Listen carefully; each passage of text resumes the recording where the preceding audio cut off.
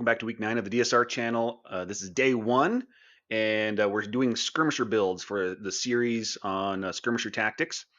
And this idea came from Indie Day, one of the viewers who had this idea for riding a deer. I don't want to spoil too much, but thanks, Indie Day. I love this idea, and I'm excited to show it. One of the things I want to do with this channel is show people how you can have a wide variety of build types to realize the fantasy of the character you're trying to create, right?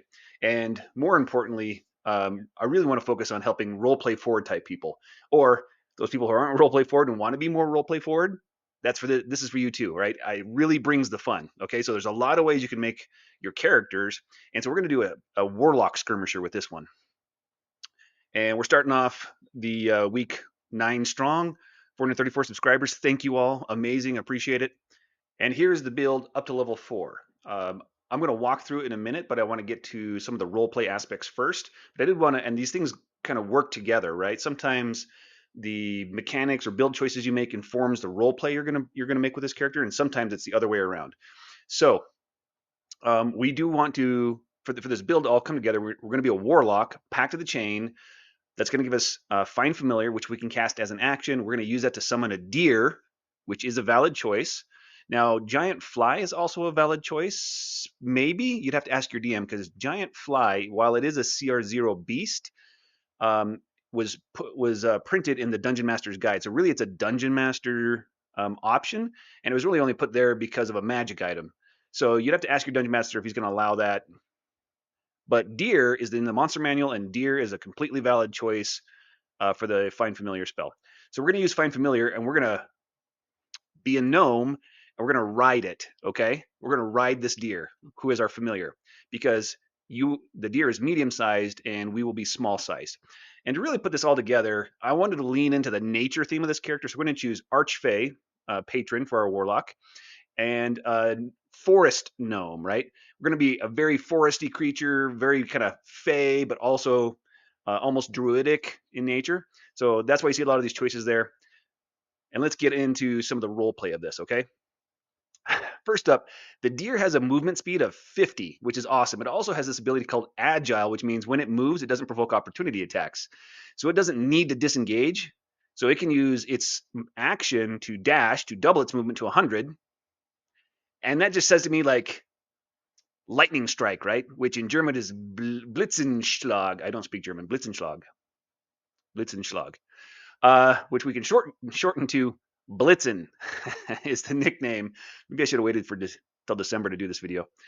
Yeah, that's going to be the name of our familiar that we ride into combat, okay? And our name as a gnome, I didn't have any ideas that were jumping out of me to begin with. And so sometimes I like to go and find inspiration. And I like Xanathar's Guide to Everything. It's got an appendix for character names, both human and non-human. And the human ones have all kinds of different human, like real world cultures, which are awesome. So there's Celtic and Egyptian and all kinds of, Mesoamerican, great options there. But it also has non-human ones, which is like gnome and dwarf. And so I'm gonna just go to the gnome section. And then I'm gonna scroll down the list of female gnome names. I'm gonna make this one female, and pick a name that stands out to me. And then further down this list, you can also see that there's gnome clan names, like a last name. So we're gonna choose those, choose 2 that kind of work together and stand out to me as something really interesting that I'm excited about. And we're gonna be Nisa Wild Wander. Very cool. And yes, I am definitely going to flavor Blitzen as having these magical antlers, something that like mildly glows, not enough to actually give any light, but like maybe as much as like glow in the dark. Some kind of magical theme there, because it's very much a magical creature. And let's get back to the build. So here's the build, and let's walk through it. So from our gnome species choice, and we're choosing the forest gnome lineage, we're going to get dark vision. We're going to get gnomish cunning, which is fantastic. This gives us advantage on intelligence, wisdom, and charisma saving throws. And warlocks are proficient in wisdom and charisma, and we're going to have a really high charisma score. So we're going to be awesome at charisma saving throws. Unfortunately, those don't happen very often. We are going to be really good at wisdom saving throws, which happen a lot more often. And we're going to be so-so at in intelligence saving throws. Then we got our gnomish lineage, which gives us a couple of spells that we can cast, Minor Illusion and Speak with Animals, both very thematic, both very fey. and are great for a Warlock. A couple extra spells from your species are great for a Warlock because you don't get a lot of prepared spells as a Warlock, and having a few more is going to be awesome. And then our key feature for the whole build is this Pact of the Chain. It gives us Find Familiar that we can cast, and we can cast it as a magic item without magic action, sorry, without expending a spell slot. That means if our familiar dies in the middle of combat, we can recast this as an action. Now, it still costs the 10 gold pieces because we still have the spell components, but you can just recast it and bring it back as an action. And you can see it lists off some additional new these new stat blocks we have access to for our familiar. We're not going to use those. And it says that when we take the attack action, we can forgo one of our attacks while our familiar to take an attack right now with its reaction. Right now means during our turn. So if we do this, it is making a reaction attack during our turn, which is completely separate from what action it might take on its turn. Okay, a little confusing. And we're not going to use that either because the deer's attack is pathetic. All right, and here's the deer stat block that we're going to use. CR0, 13 AC, 4 hit points. It's really weak. So we're going to do some things to try to shore that up. But also just the fact that you see that it has that trait that says agile. The deer doesn't provoke an opportunity attack when it moves out of an enemy's reach. And its attack is a ram. Like I said, pathetic. It's 1d4, no modifier, and only a +2 to hit. That's not worth us spending any resources to try to make it happen. So forget about the attack. Level 2, we're going to take Pact of the Blade. That's going to allow us to start making attacks. It gives us, with the weapon that we bond as our Pact of the Blade, we become proficient with it. We can use our charisma instead of strength or dexterity for the attack, which is great because we're boosting up our charisma. And it lets us choose different damage types for the weapon instead of its base damage type, which is nice too. A lot of the times the weapon damage type is just fine. There will be some times where some monsters are resistant to that, and then you'll switch to another damage type, which this allows you to do automatically. That helps. Once in a while, one of those damage types might actually be better. Radiant is one of the choices you can make and do radiant damage with all of these attacks. Off the top of my head, I can't think of any monster that is vulnerable to radiant damage, but there are times when radiant disables their regeneration or has some other effect on their stat block. So radiant is probably the most useful of the alternate damage types. Level 3, we're choosing our subclass as Archfey. So we're Pact of the Archfey, leaning into this fairy kind of concept, forest fey creature, which we are as a gnome.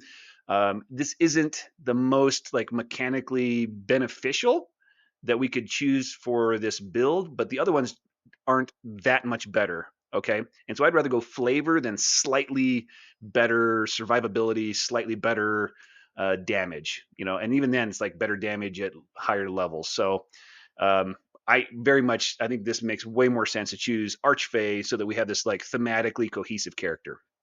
At level 4 for our feat, we're choosing Inspiring Leader to round up our Charisma to 18. That's our main attack stat and spellcasting stat.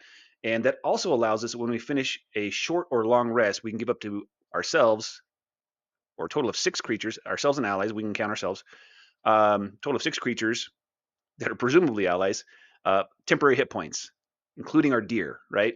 So Blitzen has 4 hit points. We really need to give him some temporary hit points. And at level 4, we're going to be able to give it 8 temporary hit points. Level 5 will be able to do 9 temporary hit points. And that's going to keep scaling with our level, +1 every level, and then plus our charisma modifier. So that's great. That's going to triple his hit points, which isn't a lot, but that's going to help. We're going to need it.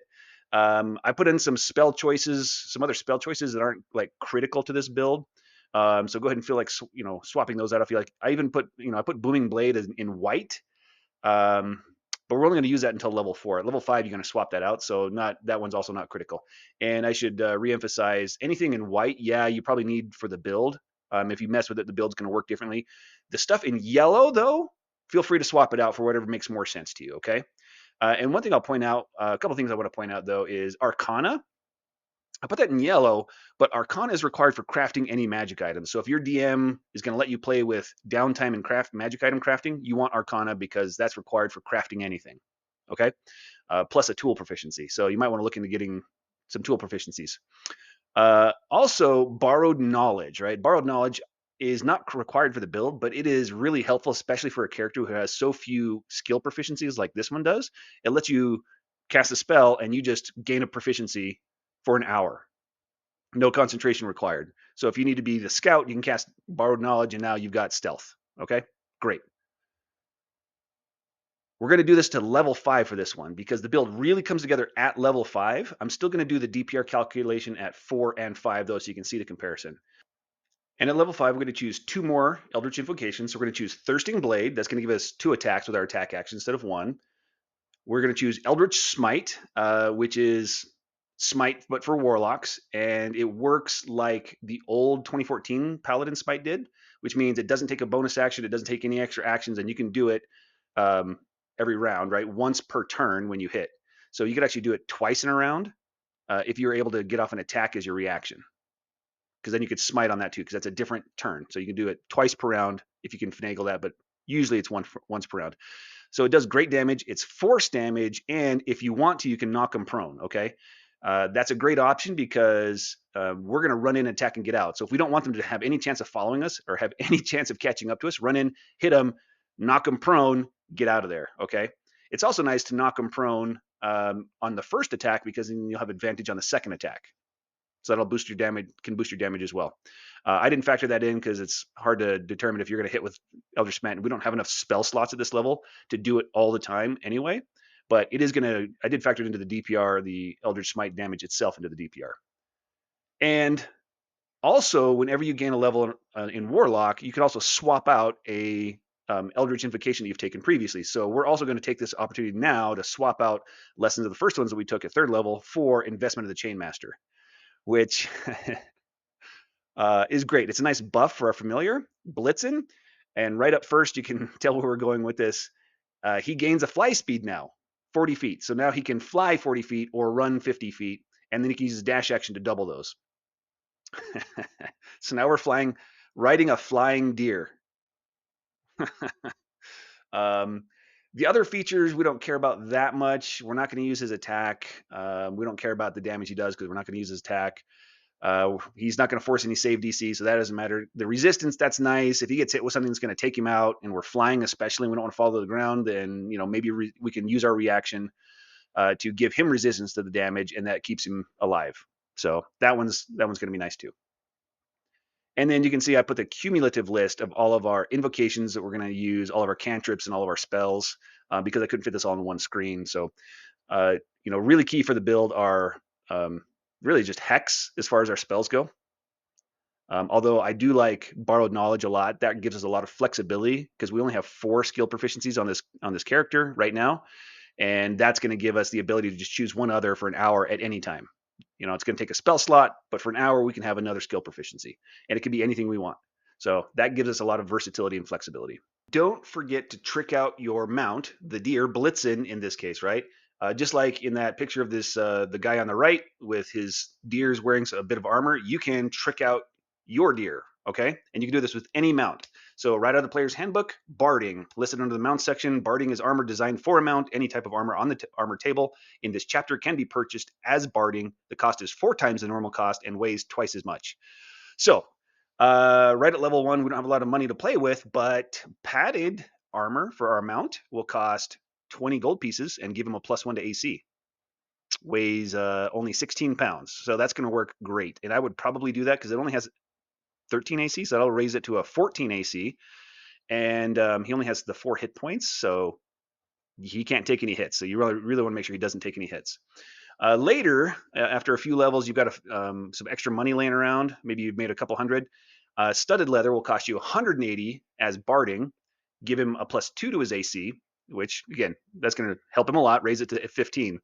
I would be careful about choosing any kind of medium or heavy armor with Blitzen specifically. His strength is only 11, and he's only a medium-sized creature, which means his carrying capacity is 165, okay?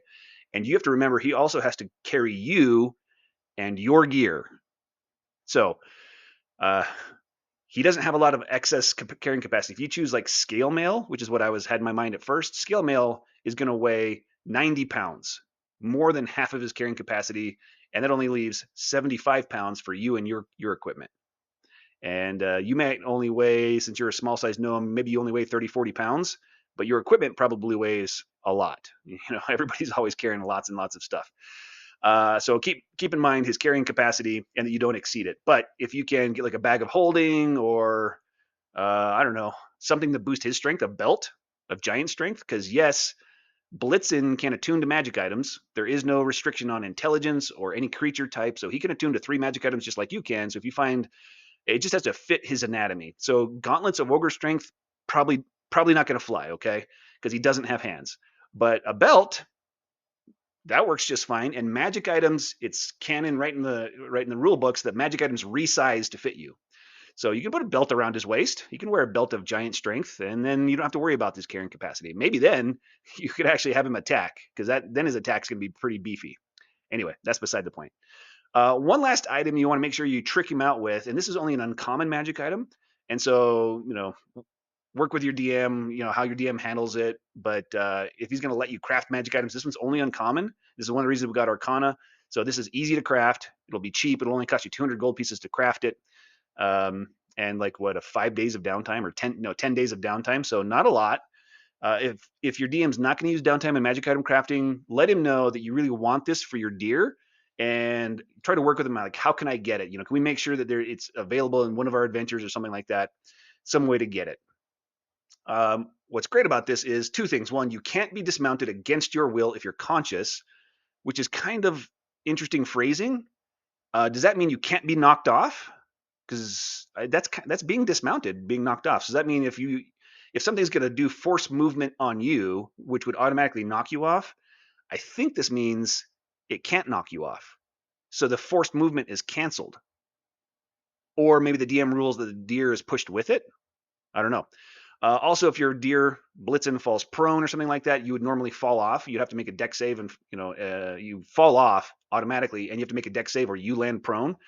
But if he lands prone, you don't have to fall off, I guess. So does that mean he's prone and you're like still sitting on the saddle but laying on the ground?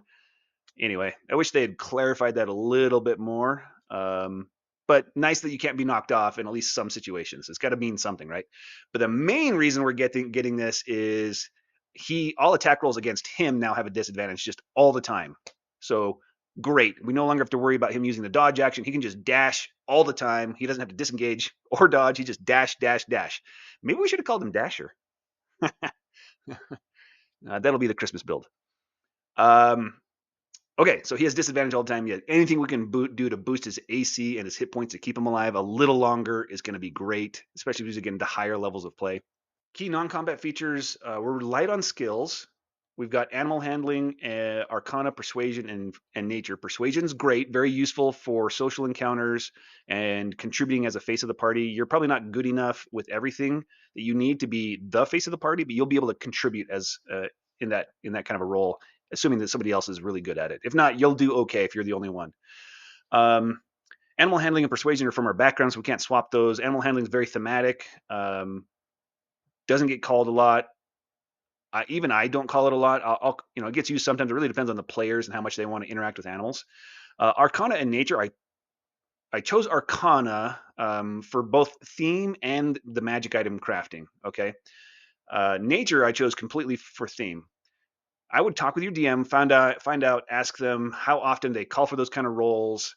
If they never call for those roles and they don't allow magic item crafting and downtime, then swap both of those out for something more useful, like investigation, intimidation, anything that's on the Warlock spell list that's going to be more useful for you. As far as non-combat spells, Mage Hand, Minor Illusion, both very creative, flavorful, lots of different creative ideas to contribute with those. Borrowed Knowledge, like I said, gives you the one skill proficiency on anything you need in a moment.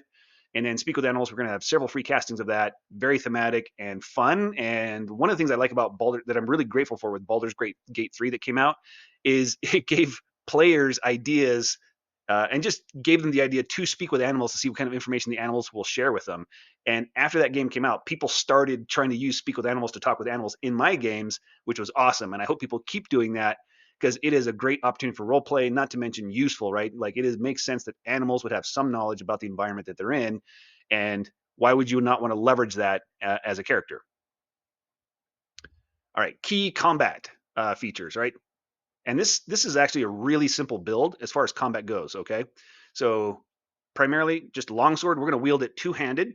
You don't want to get a heavy weapon because we don't have the strength, right? You need a 13 in strength or you have disadvantage to attack with a heavy weapon, heavy melee weapon, okay? So we're going to do a longsword and just attack with that. We're going to use two hands to give us the D10 on the damage die. which is still look really cool. Like with a gnome, a long sword is going to look like a two-handed sword anyway. So this is going to be a very cool looking character, I think. Pact of the Blade, of course. I already talked about it. Thirsting Blade for 2 attacks with our attack action. Eldritch Smite for the damage, and then of course our dear familiar Blitzen is a key combat feature.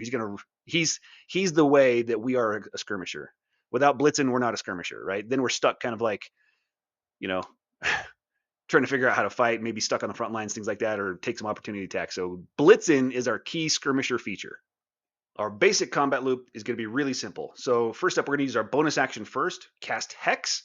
If we already have Hex going, then we're going to just move it to our new target if our target doesn't already have Hex on it. Otherwise, if our target already has Hex, do something else with your bonus action if you want, like drink a potion if you need it. Otherwise, just don't do anything.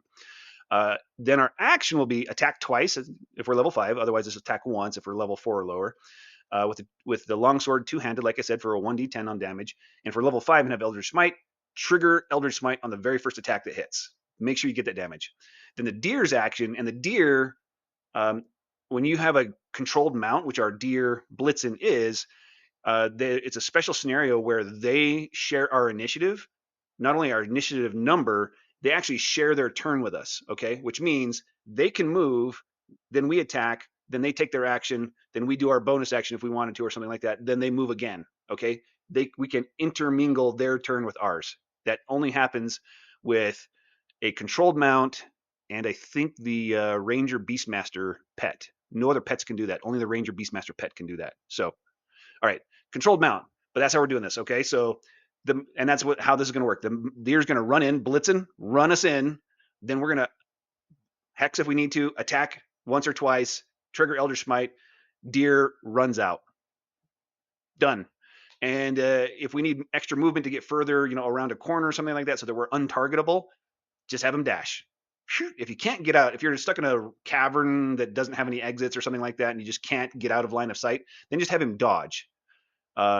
If you don't have that Saddle of the Cavalier, so you just have him dodge if you can't get out of line of sight, and that'll just give him cause disadvantage for all enemies attacking him all the time. All right, so he'll just have permanent disadvantage. They'll have permanent disadvantage to attack him. Not he'll have disadvantage. So there you go. He just does one of two things: dash or dodge, and that's it. You just attack an Eldritch Smite. Sweet build, huh? All right. Here is the damage per round. So I did the damage on this one at levels 4 and 5 because I wanted to show how much it changes with that Eldritch Smite and the extra attack. But also I've left some of the other builds up here to show the comparison, okay? So at level 4, we're coming in for this build, the Warlock with the Deer Familiar, at 8.27 DPR, which is below the range that I said a skirmisher should be at to feel good enough at level 4. So you can be less than good enough at level 4. Not terrible, but you're going to struggle as a character, okay? You've got Inspiring Leader, so you've got a nice support function, and you've got some other spells. You've got some things you can contribute to the party. You're going to be good at the face roll. But look what happens at level 5. At level 5, with Eldritch Smite, we're jumping to 22.12 DPR, okay? A lot more than Pippin at level 6, and we're just level 5, okay? So the range for Skirmisher is 12 to 18 DPR, and that's the range where, like, yeah, if you're in that range, great. You're doing fine. Don't worry about, doing more damage. You're trying to be the best damage. You're doing just fine. Without trying, this one jumped into 22, which is more than one standard deviation above the range, which means we are an S-tier Skirmisher now because our damage is S-tier, our movement is S-tier, and both of those things, our movement without opportunity attacks is S-tier. So we went from a B-tier Skirmisher, little lackluster damage, but great movement and mobility, to great damage, great mobility. We're now an S-tier Skirmisher as a Warlock. Now we didn't choose a lot of spells that are control type spells or support type spells, so we're pretty weak there. We're about a B as a Scout. That's if you use Borrowed Knowledge to give you proficiency in Stealth, and then an A in the face, as in the face roll. And I would probably, if you're gonna be the face of the party, I would probably use Borrowed Knowledge to get proficiency with Insight, so that you can read people and their reactions and whether or not they're lying to you and things like that. So that's the build. And I wanted to say before I wrap this up, I've started putting my Discord, a link to find me on Discord, in the descriptions of these videos. And if you're one of those people that loves the idea of D&D and you just can't find anybody to play with, or you know, you just need more D&D in your life, hit me up on Discord and let's play. You can join my Discord server. I've got a lot of people, great community of people there who love talking about D&D and D and love helping other people with D&D. So you can just join and they just help you with characters or whatever you want, or help you understand rules. Or if you want to play with us, you can join our games. We play through Start Playing Games, so there's like a little fee. I don't want to be I want to be transparent about that. So there's a little fee we play on Start Playing Games. But yeah, you can start playing D&D if you don't have enough D&D in your life. Come join us. Thanks for watching. Have a great time. Hopefully I'll see you next time.